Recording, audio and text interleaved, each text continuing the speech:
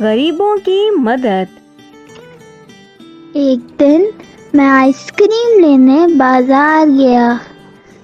रास्ते में मुझे एक गरीब बच्चा दिखाई दिया।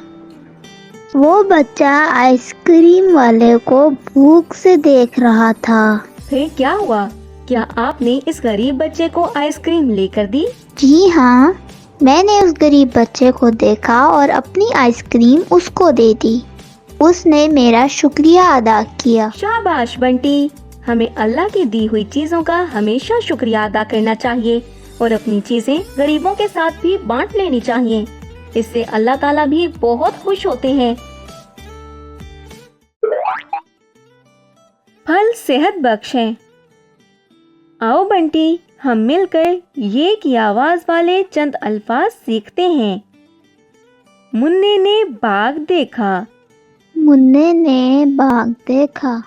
बाग में मीठे मीठे सेब थे। बाग में मीठे मीठे सेब थे। उसने सेब तोड़े। उसने सेब तोड़े। लाल लाल सेब बहुत प्यारे थे।